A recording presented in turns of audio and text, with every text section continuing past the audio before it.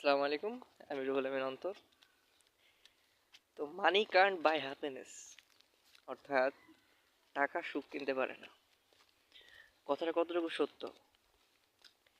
আমার কাছে এই কথাটা একেবারে ভিত্তিহীন মনে হয়। এই বয়সে এসে আমার কাছে এটা একদমই ভিত্তিহীন মনে হয়। টাকা দিয়ে আপনি মোটামুটি সবই কিনতে পারেন। যখন দেখবেন আপনার ফ্রেন্ডরা আপনাকে ওরা বিভিন্ন জায়গায় ঘুরতে যাচ্ছে, কক্সবাজার বলেন, রাঙামাটি বলেন, শ্রীমঙ্গল বলেন, যেখানেই হোক ওরা ঘুরতে যাচ্ছে, বাট আপনি যেতে পারতেছেন না because you have no money. এরপর দেখবেন আপনি যদি বিবাহিত হন, আপনার যদি একটা ছোট মেয়ে থাকে বা ছেলে থাকে, সে হুট করে বিভিন্ন বায়না বসায় দেয় যে আমার একটা সাইকেল কিনে দাও, আমার একটা ছোট গাড়ি কিনে দাও। If you don't have many money, তখন আপনাকে এইটার প্রয়োজনীয়তা বোঝায়। তো এই কথাটা একেবারে ভিত্তিহীন মনে হয় আমার কাছে। এক একজনের এক এক পার্সপেক্টিভে এক এক মন্তব্য থাকতে পারে, সম্পূর্ণ এটা আপনাদের বিষয়। আমার কাছে তো তাই মনে হয় যে এই কথার কোনো ভিত্তি নেই। এগুলো হচ্ছে যখন দেখা যায় যে টাকার জন্য পড়াশোনা করতে পারতেছেন না, বা টাকার জন্য আপনার এটা খুব দরকার যে আপনি করতে পারতেছেন না, তখন এর মূল্য আসলে আপনাকে বোঝায় যে টাকা কত গুরুত্বপূর্ণ। মোটামুটি আপনি ইউনিভার্সিটিতে না ওঠা পর্যন্ত আপনি টাকার মূল্যটা বুঝবেন না।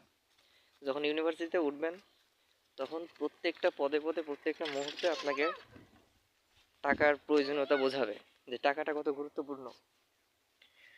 ঠিক আছে? এরপর কত চাওয়া পাওয়া, কত ইচ্ছা, কত কিছু পূরণ হয় না। আপনার কাছে যদি টাকা থাকে, আপনি নিজের যেটা ইচ্ছা সেটা করতে পারতেছেন।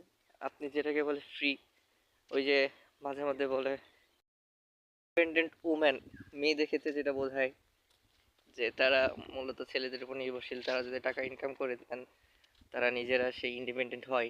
নিজে আবার ছেলেদের ক্ষেত্রেও সেটাই, বাবা মার কাছ থেকে যখন টাকা চাওয়া লাগে এই বয়সে, তখন আসলে বোঝা যায় যে টাকার গুরুত্ব কতটুকু। So money is important. আমরা আমি যে বয়সে এখন আছি, এই বয়সে মেইনলি টাকাটা বেশি খরচ হয়। ছেলেদের ক্ষেত্রে বলেন, মেয়েদের ক্ষেত্রে বলেন, যারা বাইরে পড়াশোনা করে তাদের ক্ষেত্রেই বলেন। কারণ আমাদের পড়াশোনার ক্ষেত্রে খরচ হয়, নিজের হাত খরচ আছে, কোনো কিছু ইচ্ছা করলে খাওয়ার যে বিষয়টা সেটাও একটা আছে। আবার ফ্রেন্ডদের সাথে যদি একটু থাকা লাগে, ফ্রেন্ড সার্কেলদের সাথে একটু বাইরে আড্ডা দিতে হয় চায়ের দোকানে অথবা কোথাও ঘুরতে যাওয়াটা, সেক্ষেত্রেও টাকার অনেক ইম্পর্টেন্সই বোঝা যায় তখন ওই টাইমটাই। তো এইগুলো আসলে টাকা না থাকলে আপনি পারবেন না। যখন দেখবেন আপনার আহ, কাছের ফ্রেন্ডগুলো আপনাকে রেখে চলে যাচ্ছে বিভিন্ন জায়গায় ঘুরতে ফিরতে, তাদের ইচ্ছা মতো যা যেটা ইচ্ছা কিনছে খাচ্ছে, তখন আপনার কিন্তু আপনি সেটা পারতেছেন না, তখন আসলে বুঝবেন যে টাকাটা কতটা গুরুত্বপূর্ণ টাকাটা, সেটা আপনার হোক বা আপনার বাবার। আমার ভেতরের মতামতগুলো জানালাম।